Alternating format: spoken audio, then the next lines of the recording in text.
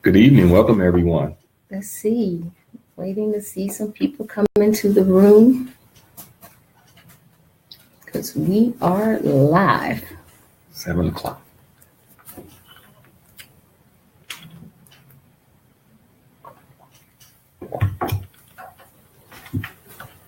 Let's see.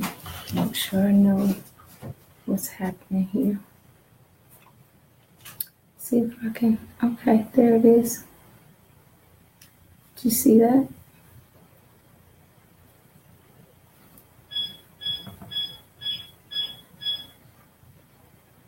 Did I see what? Yes. Okay.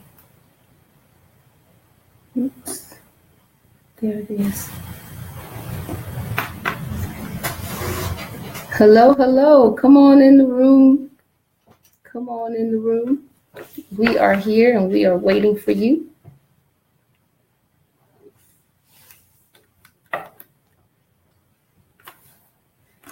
Make sure our notes are together. Come on in.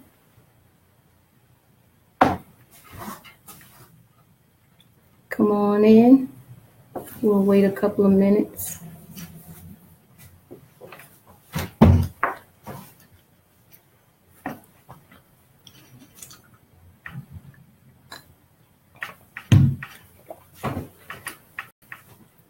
Let's see.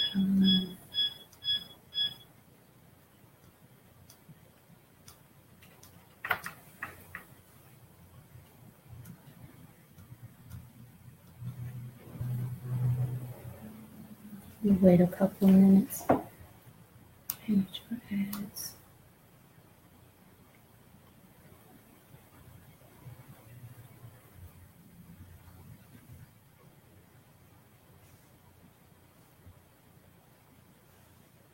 Okay. Come on in the room. We'll wait a couple of minutes and we'll get started. Because we have a lot of information. We can wait a couple of minutes. You sure? Okay. Give people a chance. Come on, share the video. Invite others to come out. Let me share it on here. You know how to share on your No, I don't. Come do on Facebook. in. Okay, let's see. Come on in. Let me share it on my share to page. Share. Come on in. Hey, I'm Gloria. Share the video. We're trying to share. We're trying to share the video.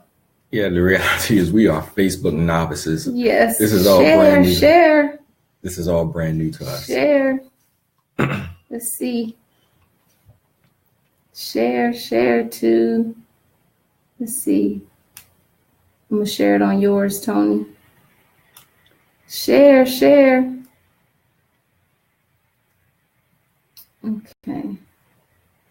All right, I shared it to yours because we really are Facebook novice. All right, write to post. Share.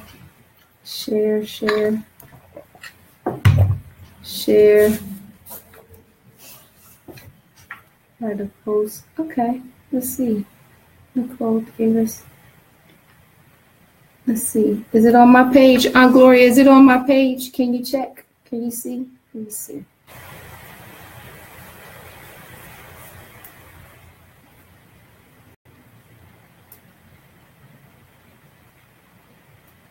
Is it on my? Okay. Okay, very good. All right. So we can go ahead and get started because what happens, Tony, the replay, people will be able to come back and see the replay. So we can go ahead and give our information. Thank you, Aunt Gloria. You are on the A list. You are the first. This is our first. You are the first, and we appreciate it. We have a prize for you. Who else? You want to go ahead and get started? Yeah, let's go ahead and get started. I mean, we have a lot to cover, and let's go ahead and get to it. Okay. Well, this is our first very first Facebook Live as your marriage and family mentors. And what we want to do is tell you a little bit about ourselves, a little bit about this book that we are just had published, and then about our one of the books that we just had published. Yes, just tonight. one of the books we had for several. tonight. Tonight, yes. That we want to share, and also about our organization. So I am Nicole Davis. And I'm Tony Davis. And we are your marriage and family mentors. So you want to talk about us a little bit? I guess we should talk about us for those who may tune in and watch this. So my name, as Nicole said, I'm Tony Davis. I'm a husband of 26 years. I grew up in good old Baltimore, Maryland, home of the Baltimore Orioles and Baltimore Ravens. We love our sports teams here. Well, at least we say we do. I don't know how much support we give them, but we say we love our sports teams. Mm-hmm. I grew up in Baltimore City, a single parent household. It was my mom, my brother, and me. And the way I grew up actually shaped my mentality, even as an adult. I can say even a lot of things that the way I think now was really shaped by that experience. I'm growing up we weren't poor, but we were nowhere near affluent. And I was always wondering, why did we live in this apartment complex as opposed to that apartment complex? Why did we not have a house? Why did we have to walk to the store? Why did we only have one car? Why did we get a used car? And all those kind of things. And who got a used car? Why is it that we took one-day trips to Kings Dominion while the other kids took week trips to Ocean City? And what was the difference between us? Mm-hmm. All those things shaped me. And I want to know, what could I do to make sure that my life would be different? Because I knew that didn't have to be our lot in life. So one of the things I endeavored to do, and I found out what the best high school in the city was, good old Baltimore Polytechnic. That was the best. So therefore, that's why I decided I wanted to go there. I needed some money because we weren't very affluent. So I got a part-time job in high school. One of the things, and that also really shaped my mindset as well, because there were a lot of students who worked there. Students from University of Maryland, primarily UMBC, because it was in Security Mall for Baltimore County, for those who may be familiar with the area, and a lot of students from Towson, and they were part-timers just like I was. But one of the things that I noticed is that upon graduation, they left their part-time status and actually became full-timers. And that was very puzzling to me, because I want to know, what's your major and why are you coming here to work full-time when you went to college? And one of the things that they all said is that they lacked the requisite experience to get a full-time job. That proverbial catch-22. I don't have enough experience to get a job, but how do I get a job if no one will give me a shot? So that registered with me. And coming out of high school, when it became my turn to graduate, because I only worked there 2 years, my 11th and 12th grade years, I said, I need to make sure that I get some experience. And also coupled with the fact that my family didn't really have the money to send me to college. That's a whole nother story. We won't go into it on this live. Maybe it's some other one. Mm-hmm. But I went into the military, which is where we met. We met in Keflavik, Iceland. I thought I went into the field that I thought would be best prepare me for a job once I got out, and which was the intelligence field. In addition to that, I knew that the military had a great college tuition assistance program. And at that time, I don't know exactly what it is today, but I know for the enlisted members, they pay 75% of your tuition, and then you got a stipend for your books. So college was really cheap. So I went to school. University of Maryland, University College had programs there, as well as some other schools. Took advantage of all of the opportunities for education. Eventually got out, started working. We made some changes. I guess we'll talk about that a little later, but I was on the cusp of graduating, but then I had to take a long break because we made some career choices with you to make sure that you had your career going. But eventually finished my education there, got my MBA, got my law degree, got my JD, worked in corporate America, worked at one of the Fortune 100 companies, had a lot of experience learning what the marketplace was looking for new employees, made sure that I conveyed that information to our children. I can proudly say that to this day, they've both received a job offer for every interview that they've had. And that's really because I was able to take that knowledge and give it to the children, work in ministry, have a passion for men, making sure, just like I looked at when I was a kid, I wondered why things were working, why things weren't working. I wanted to make sure that we got the desired results. So I love talking to men about their careers. I love talking to men about their children love talking to men about their marriages and letting them know that you don't have to struggle. Life doesn't have to be a struggle. Now, granted, it's not necessarily going to be easy, but we have the answers, especially when you're in the body of Christ. All the answers are there. And if you accurately apply them, life does not have to be a struggle. And that's a major passion of mine. And I grew up in Akron, Ohio. I'm the oldest of 3 girls. My mother was a single mother raising us back then. And as soon as I could, when I turned 18, I left home and joined the military. So not just the military, the Navy, the fine Navy. Any military people out there, especially the Navy, give a shout out. Yeah, thumbs up. Air Force doesn't count. Air Force doesn't count. And we're grateful for all of your service. But that's what I did. And back then, even the Air Force, grateful for that. We are. Okay.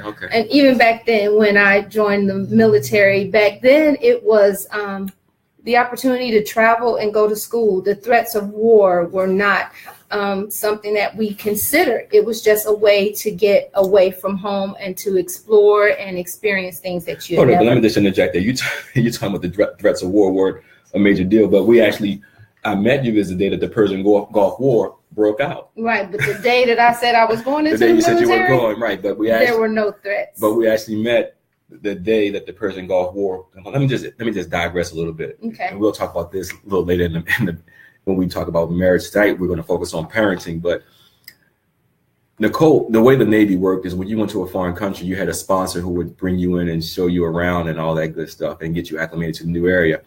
So the woman who was Nicole's sponsor was actually my trainer in what they call it, A school, who taught me all the stuff about intelligence. So what I said to her name was Dawn Kelleher. I said, Dawn, look, you're gonna sponsor Melton, and if she's cute, come get me. I'm getting off. I worked the night shift. I got off at 7:30 in the morning. And I said, if she's cute, come let me help you with the bags. And Nicole's flight how long was it delayed? Overnight. Yeah, It was out. It was her flight was delayed, so it was overnight. Yeah, it was overnight. So I said, Dawn, anyway, if she's cute, come let me help you with the bags. So she knocked on my door and said, Tony, I'm here with Melton. Come downstairs and help with the bags. And I walked downstairs and I saw Nicole. And Nicole grabbed one of her bags. Oh, did you? I don't know. It doesn't matter. But she went up the steps first. And I turned to Dawn and I said, only come get me if she's cute. She said, she is cute. And I said, we must have a different standard. So I helped her with the bags. And I think I was kind of rude too. Was I? I don't know. I was tired. Yeah, you were tired. And I'm like just putting the bags in the room. Here you go. Welcome to Iceland of all places, right? But then later that day when Nicole was hungry, she needed something to eat. And I was the only person that she knew in Iceland at the time. She knocked on my door. And I had a different opinion of it after that. Why? Why did you have a different opinion then? What happened? I said I was only going to digress for a little bit. No, you fixed yourself up, and I have not been able to get rid of him from that moment. So he had a 30-minute lapse of judgment, and then after that, he was in his right mind. That happens from time to time. Anyway, so I went away, Iceland. That's where we met, and we were married there in Iceland. We met, got engaged, and married all in the same year. And that's another conversation. That'll be a part of our marriage session, which we'll have next week. And we'll share more about that later. But we moved to Spain after that. And that's where we became parents. Our first son. We got married and then we became parents. We don't want people thinking that we became parents and got married later. We got to tell them right. We met, got engaged, and married all in the same year. You did say that. Okay. That was in Iceland. Mm-hmm. Let me tell my story. It's our story. This part is mine. Okay. Well, okay. Thank you. Okay, go ahead. All right. So then we moved to Spain, and that's where we became parents. Our first son was born there. And then we came back to Baltimore, where we've been ever since. That's where we're currently living, in Baltimore, Maryland.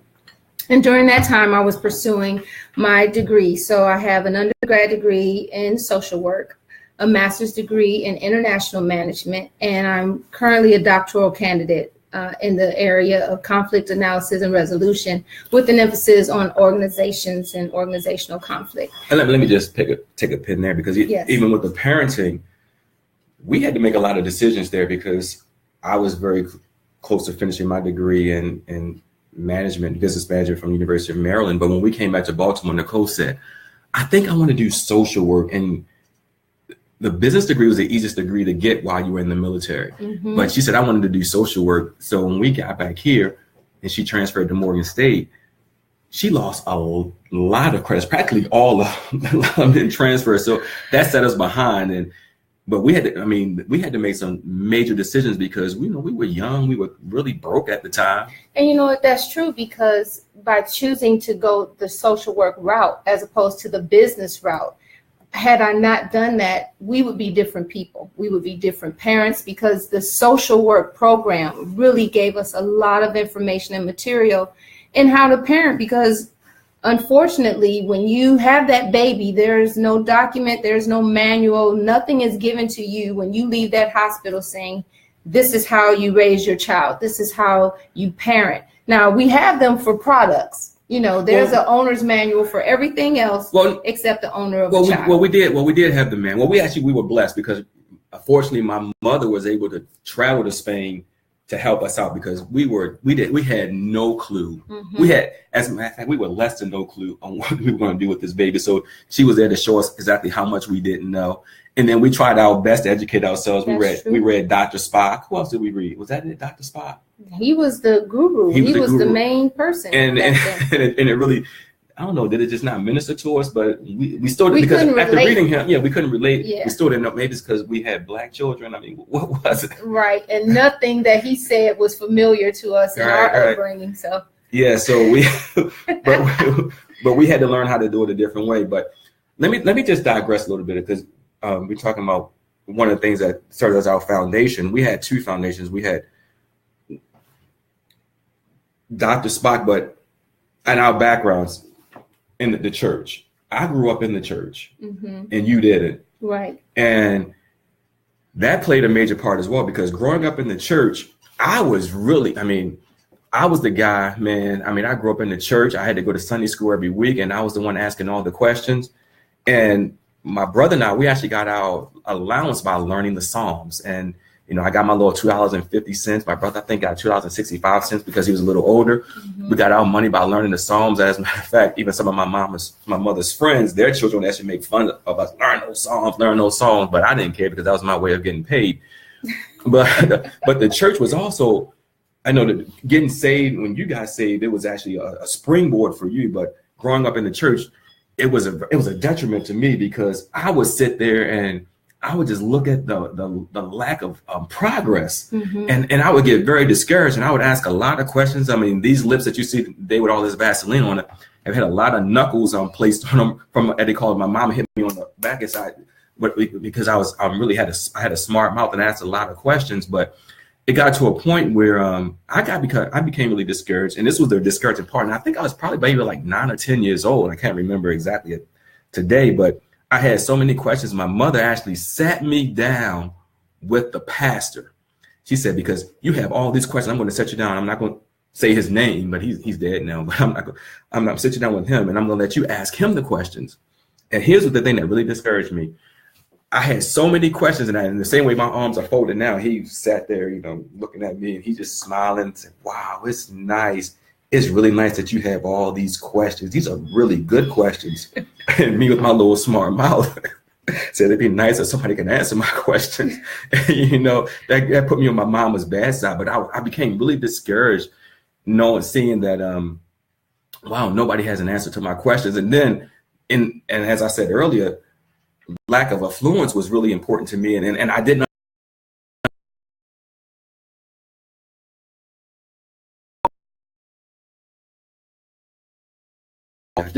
Keep going. Even as a young child, I would see the offering up on the board, and then, and following sports, I looked at athlete salaries. They were nowhere near where they are today. But let's look at the athlete salary. I didn't know why those salaries weren't in the kingdom of God, because I would hear the things like, God has everything. He's in control. He has a cattle on 1,000 hill. And I didn't know what that meant, but all I knew that they told me that he has everything. But yet I'll look at the offering board and see like $16.35 or some ridiculously low number. And I'll ask my mom, why is that? So growing up there, I was like, we're hearing all this stuff, but it doesn't seem to be working. And I knew that it had to work better for me. And then when I had my children, it definitely had to eventually work better for them, because we had always heard, I want you to have better than what I had. Right. And I needed to, but I never saw how to actually give someone better than what they had. It was just good talk. It was good talk. I knew, being a little black boy, I had to be twice as good to get half as much. So I made up in my mind, I am going to be twice as good, even if it means half as much. But I also knew that if I was 4 times as good, I can get just as much. And if I was even better than 4 times as good, I can get even more. So I disciplined myself to be the best that I could be. But I had to now not only implement those disciplines within myself, but then when we eventually had children, I had to make sure that we taught them the same thing, because they were going to be facing the same obstacles. But the church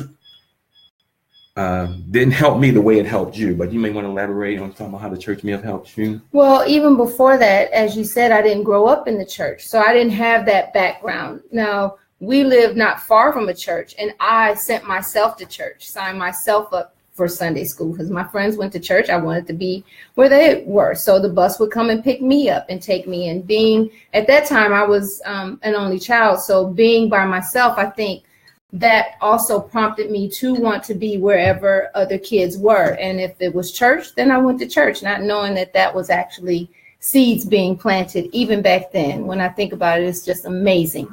But I knew growing up, because I didn't have that when I became an adult, I did want a family. I wanted a husband. My father was in and out of my life, and I knew that I didn't want that. Well, that doesn't raise a child. So I knew I didn't want that. So those were 2 things. I wanted a Christian home. I wanted a husband who was there praying with me and praying with our children. And I wanted to make sure that my house was alive. And what I mean by that is, when I grew up, when I was smaller, because when my mom had us, or had me, she was really young. And so we were still living with my grandmother. And so my mother's siblings really became my siblings. I didn't know any different, and they were always around. So when my mother became independent and we moved away, because it was just the 2 of us, I felt the loneliness in the house when my mother went to work, because I was a latchkey kid. I don't know how many of you are familiar with what that is, but I was one in elementary school. I walked to school, came home, let myself in, fixed myself lunch, and because I had in my history a house full of life, I knew that when I became an adult, or when I had children, I did not want them to have a house that did not have life in it. So those were things that actually shaped the way I parented. And so when I became a Christian, which was also in Iceland, which is an amazing story, at some point we'll tell that. Yeah. When I became a Christian, it was everything to me. I mean, I pursued God hard. The word, I believed it. The scriptures came alive for me. So I wanted to please him. I wanted everything in my life to represent him. I was pretty radical with my stance and standards and decisions for Christ. And that also came into our household. I wanted to raise our children in a way that would please Christ. So those were things that helped us to determine what kind of parents we were going to be. Now, the problem with that was we wanted to do things, and were doing things that weren't necessarily the way I was raised. Yeah. Hold on, but before you said that, I'm just going to contrast a little bit, because being a latchkey kid bothered you, and you said, I don't want that. I was a latchkey kid as well, but to me that was a badge of honor. It meant that I was big boy, and just the mindset. I was a big boy, 2nd grade, walking across. For those of you who may be from Baltimore, and you knew where I lived. I lived in the Yale Heights area. I had to go across Emerson Avenue to go to my high school. And if you drive up and down Emerson Avenue right now, you know that that's definitely no place for a kid in the 2nd grade to be crossing by himself. And I did it every morning. But to me, that made me feel big. And I said, man, yeah, I'm a man. I get to come into this house 2nd grade and then get there before my brother did. But he was the baby. I was the baby. Well, I was the younger of the 2 of us. Not necessarily. Baby. I was not the younger of the 2. Okay. Yeah, I was the younger of the 2. Is that stipulated and established? Sure. Okay, yeah. I was the younger of the 2. So being able to get home before him and being in that house for maybe about 25, 30 minutes by myself made me really big. So I looked at that as an opportunity to display responsibility. But one of the things that we actually talked about, even when we had the children, is that in their early years, you were going to stay home and be a stay-at-home mom. And at that particular point in time, I still wasn't making a lot of money. So this single family, this single income household, and you talking about a leap of faith. That right. I don't know what's beyond leap. I don't know what's beyond faith, because that's what we were doing at the time. But we said, I'm going to purpose the fact that I'm going to sit here and I'm going to nurture these children. I'm going to make sure that they have character.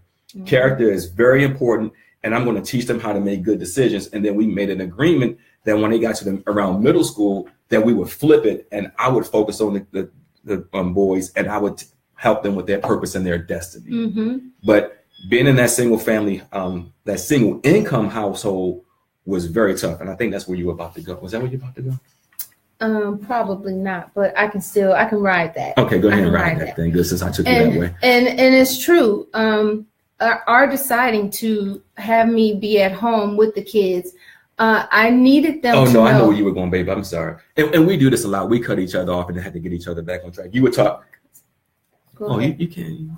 Anyway, you were talking about being the renegades and doing things that weren't necessarily sanctioned by those who knew us. And, really who knew you, because my family was pretty hands off. It was your family, the one trying to butt in all the time. But go ahead. And we were making decisions and doing things that made other people scratch their heads. And all we knew is we wanted different. And we wanted different, not by accident. We wanted it to be intentional. And we knew that in order to have different, we were going to be required to make sacrifices that were going to be quite painful for us. And we were going to have to make decisions about the way we worked, even if it meant we wouldn't have furniture in our house when we had an apartment, because we were paying for education for a 2.5-year-old to be learning a foreign language. Yes, we did. While he was in daycare. So those kind of decisions just didn't make sense to those who raised me, because they didn't make decisions like that. We made sure there were Christmases. That's the kind of household I grew up in. Your Christmas was lavish. Okay. You had Nick. toys from one room to the other. But when it was time to go to college, there was no college fund. And so that I didn't understand that because I had to go into the military to create an opportunity for me for college. And we didn't want our children to have that same type of situation. So we started early. We were investing in them early. And allowing them. Yeah, so we said there were Christmases, and you're talking about the Christmases that you have. You grew up with all these toys, all these gifts, but then no money for college.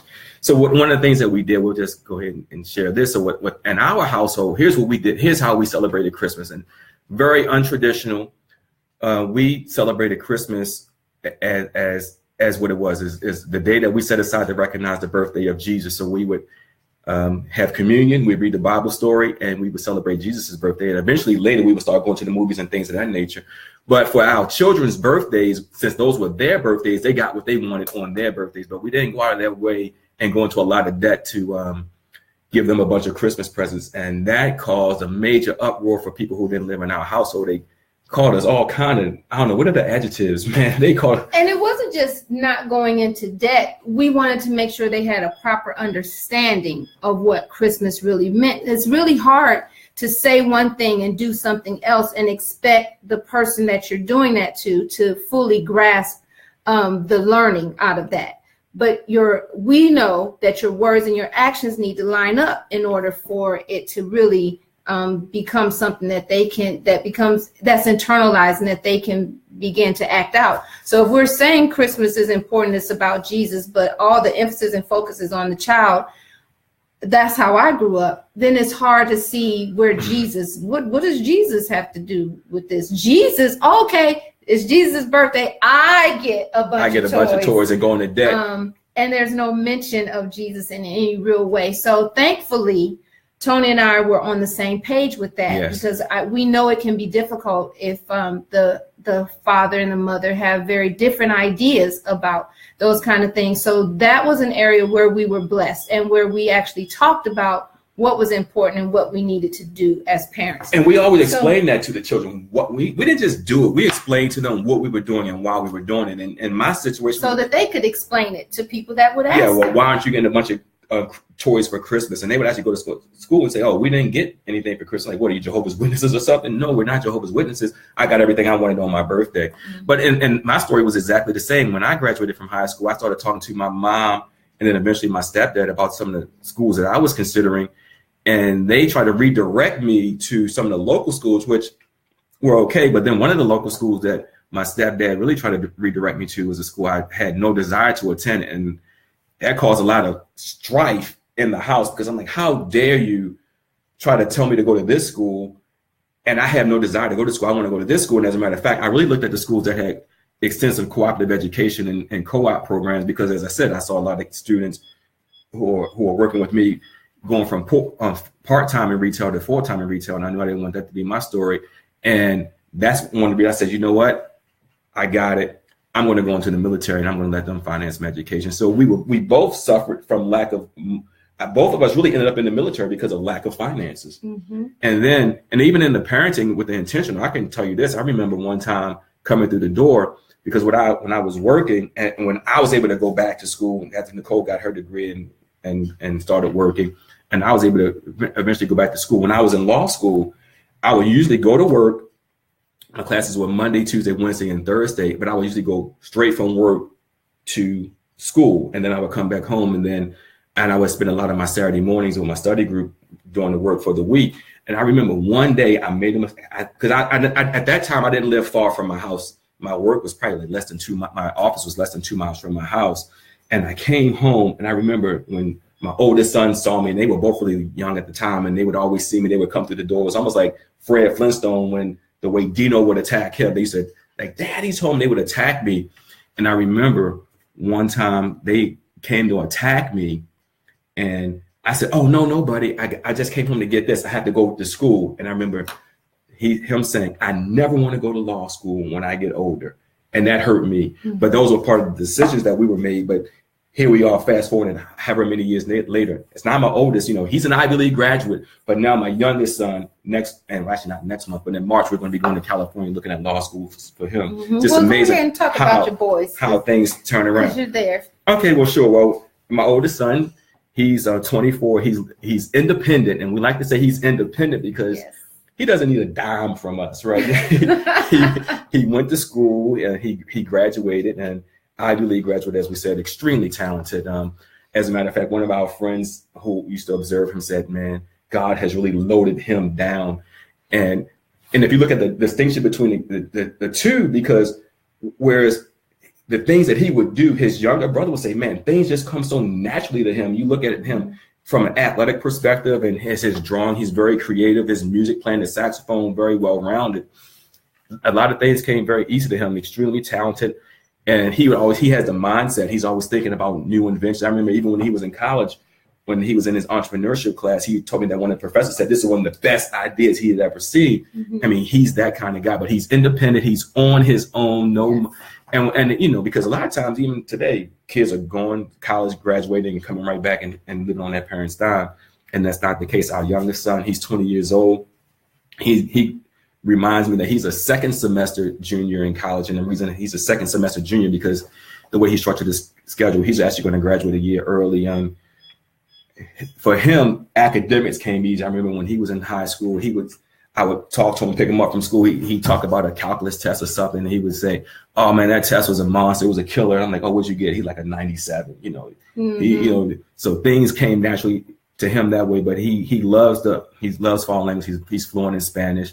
He just spent 4 months in Spain. Now he's currently in Mexico, and he's going to come back and finish his education like end of this month. He's an entrepreneur at heart. He has his real estate license. He has his own photography company. He does film, and now he wants to go to law school when he graduates and learn the legal and business aspects of all this stuff, and then go start his own path. Mm-hmm. Live out his dream. So mm-hmm. They're both very successful, but granted, in their different ways. And even from a parenting perspective, because they're so different, what we had to do is to make sure that we tailored our parenting styles to meet their individual needs, which wasn't always as simple as we may make it seem, but because we actually had to sit down and have a lot of discussions about what we're going to do and how we're going to do it. And there was no bright line test to say that this is the model that's going to work for these kids, because we had to recognize their differences, understand that, when we raised them up, that, God had created them to be individuals, and we had to be really in tune with that and make sure that we create those opportunities and make sure that we expose them to those opportunities so that they can thrive and excel and really develop their own interest and go from there. And we like to say that we studied our children. Yes. We were very intentional. They were the most important responsibility that we had, the obligation, the stewardship of raising our sons. We were very clear that we only have them for a short amount of time, and that we have to give an account for how it is that we lead them, what it is that we teach them. And we took that very seriously. And we would let them know that even in times where discipline was required, we say, you have to be disciplined. What am I going to tell God if I allow you to do X, Y, and Z? I have to give account for how it is that I parent you. And so right here, you've got to do better, and whatever the issue were, we explained to them, and then we helped them to understand why we had to follow through on our part, because God required us to do so. Yeah, and what I want to say there is, keep in mind, I know this is more of a marriage topic, but it relates, it comes back to the parenting as well. We understood from a very early on that parenting was a seasonal responsibility, that eventually our children would grow up and leave us. And that's exactly what we wanted them to do. We wanted them to grow up, we wanted them to leave. And as a matter of fact, we would tell them all the time, our job is to prepare you to live without us. Yes. And we're going to give you all the opportunities to be successful. And if you choose to be a bum, guess what? We're going to go on and live a successful life without you, but we're going to give you all the resources so that you don't have to live that way. And we were very intentional about making sure that we didn't have this dynamic. We weren't going to dedicate all of our lives to our children and have an unsuccessful marriage. And the converse was also true. We weren't going to have a successful marriage and then have bummy kids. Right. We had to learn how to balance that out as well, because knowing that this is a seasonal activity, you get one shot at it, and we need to be intentional about making sure we get the desired results.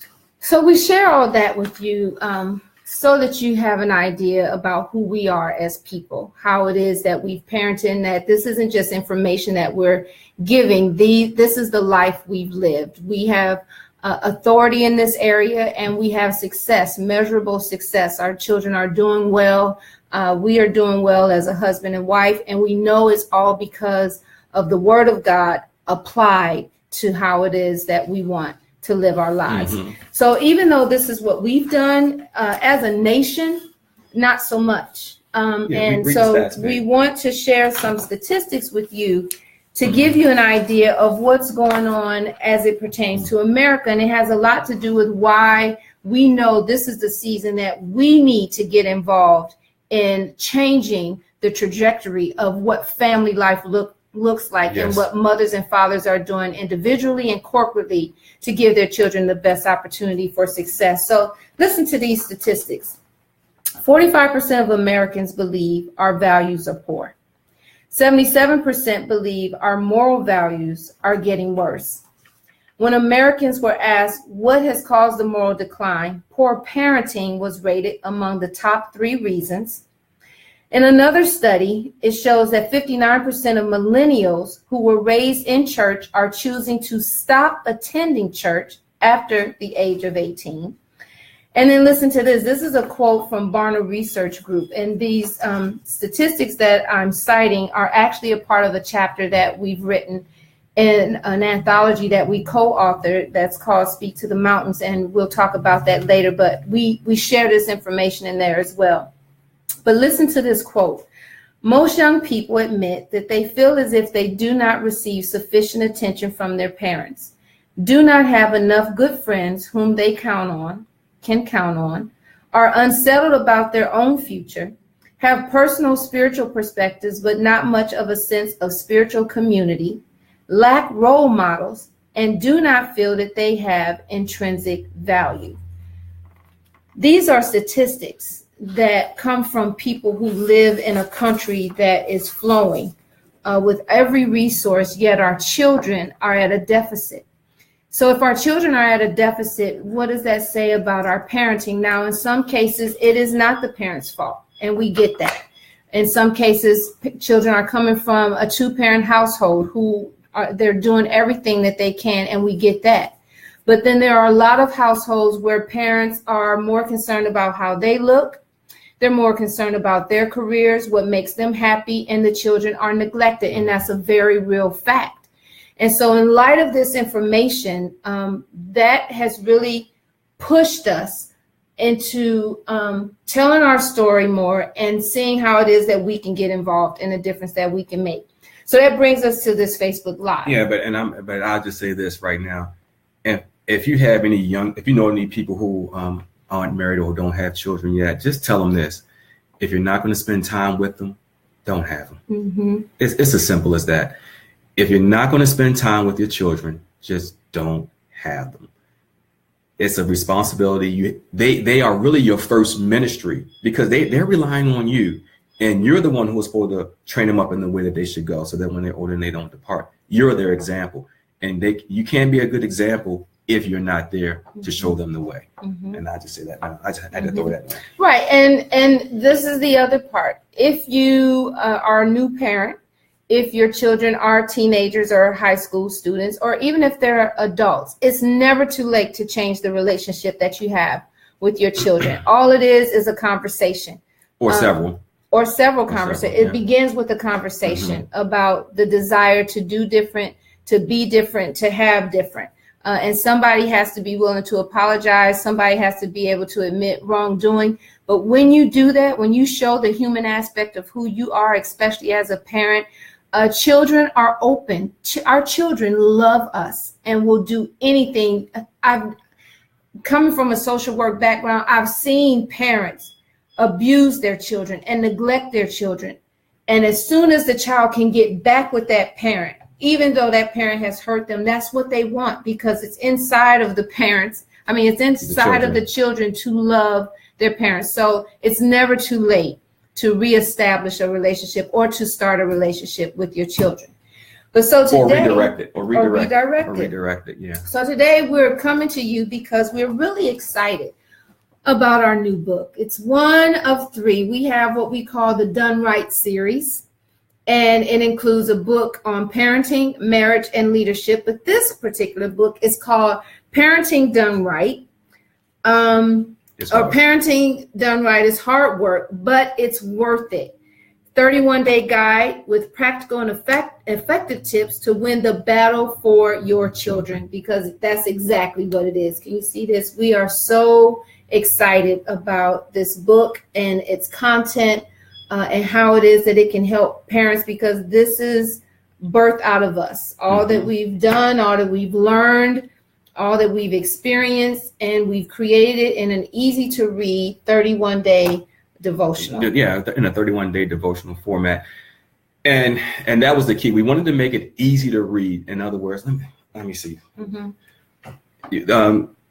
31 devotional format. I don't know if you can see that on the camera, but very short reading, because we wanted it to be short because we wanted to make sure that you can, doing it wouldn't be a drudgery. We wanted to say, okay, I'm going to go through this and I want to get some desired results. And it's different topics. As a matter of fact, the very first one is interact with your children daily. And we talk about some of the things that you can do. Each chapter or each day actually has a foundational scripture that we would encourage you to read in the Bible. Read in the book. But also, as we're going through, we may have some subsequent scriptures that to highlight the point. And I would encourage you to read those subsequent scriptures as well. Right. To get the fullness out of it. And then there's a prayer that you can pray. You can pray it in the morning, pray it whenever you read it, ideally in the morning. And you can also pray it throughout the day as it relates to your children. Right. And, you may pray it initially as a prayer petition, but then as you go out throughout the day, you may want to pray it as a prayer of Thanksgiving. I think we even talked about it in this book. We do. Yeah. And it's in the intro. And that's what I want to say. Good. Do not skip the introduction.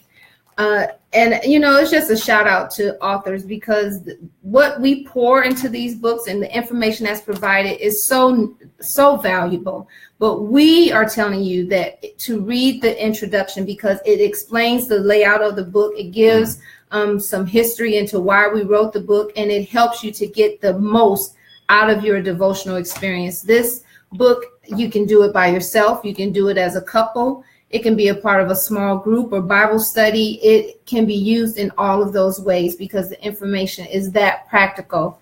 And we really need it in the church, desperately need it in the church. And I'll just say this. When we say done right is hard work. What the done right and hard work aren't words of drudgery. Mm-hmm. They can actually be very fun. But if you think about it, well, you know what, before I get into that, talk about how done right actually came about. Oh, certainly. So going back to, you know, in our early days when the children were in elementary school and I was a stay-at-home mom, because of the choices we were having to make financially, I was at a point. We were broke. Yeah, I was at a point where I was really just thinking about getting a job, and so I was talking to the boy's godmother, and who does not have children, still does not have children. Oh, stop. So you had two dynamics or two elements coming into play there. On one hand, because we were broke, we didn't have very much money. I mean, not much money at all. I mean, decent money, but not enough to really do anything. And we had to make a lot of sacrifices. So Nicole was looking at getting a job.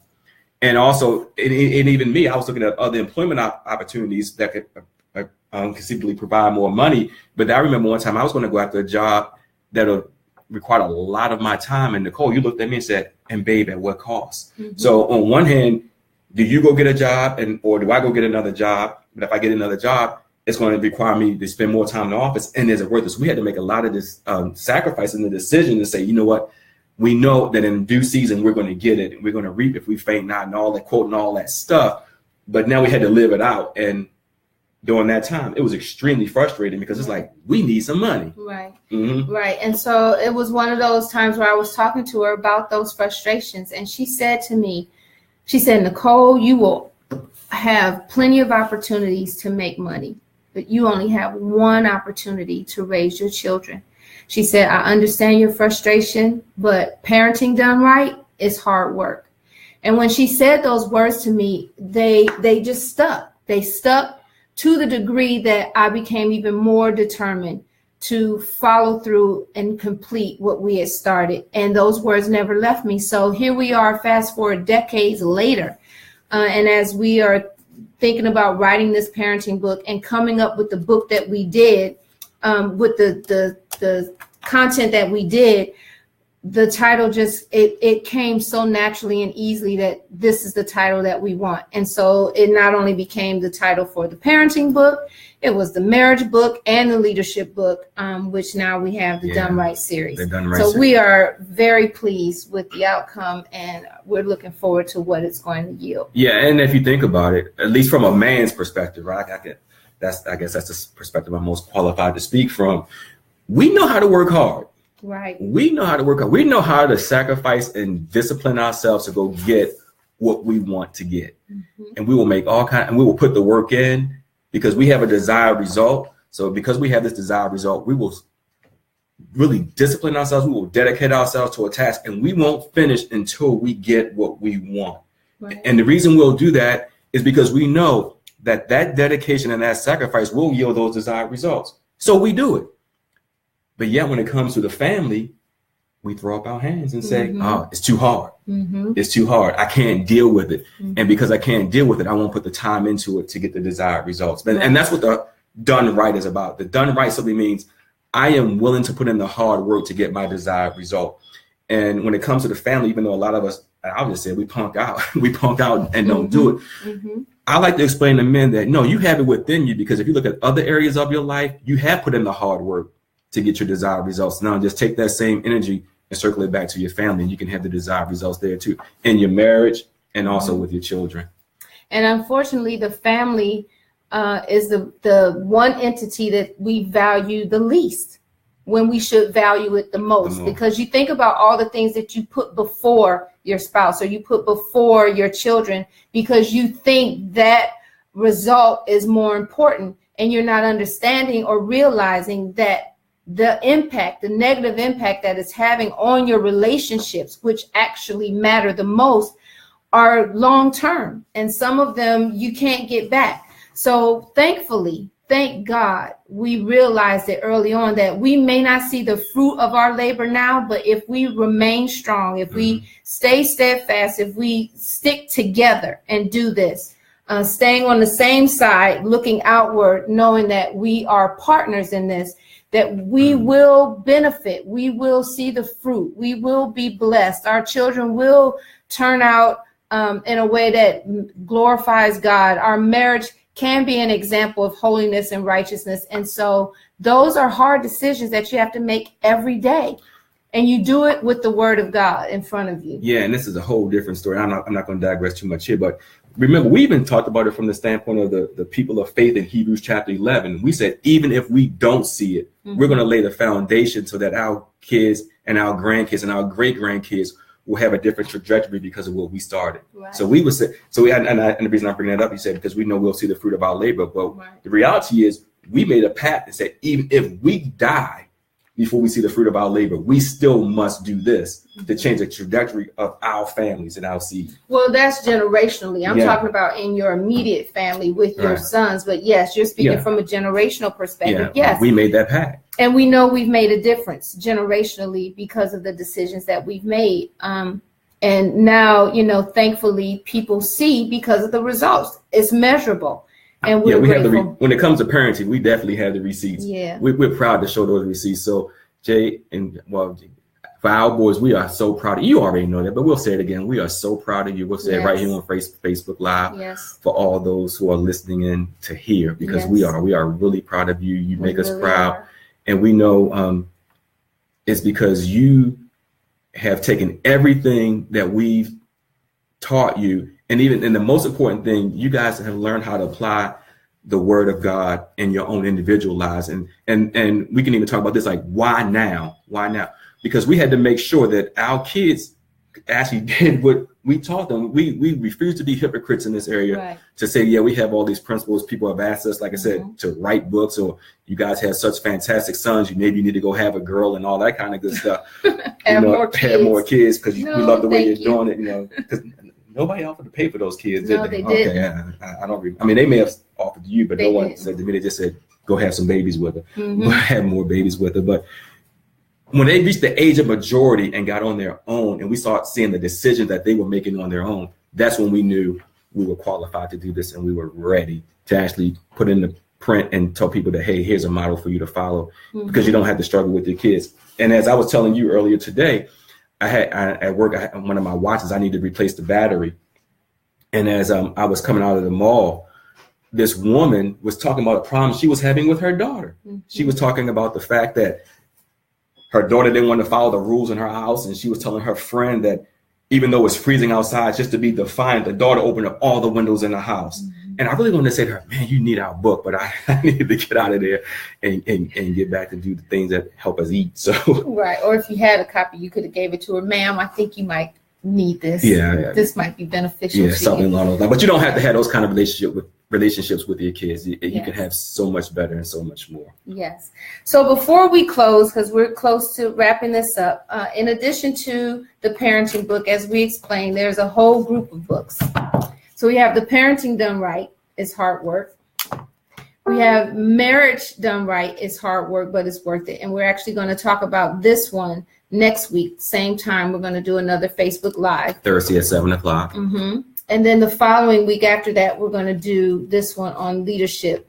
Done Right is Hard Work. And by consensus, Tony, would we say we think this is probably our finest work? Yeah, this is a gem right here, because let me just take it from your hands. Okay. Because it says leadership done right is hard work, but it's worth it. But it's the tagline: 31 essential disciplines to become a leader of impact from the inside out. So with this book, I'll just give you a little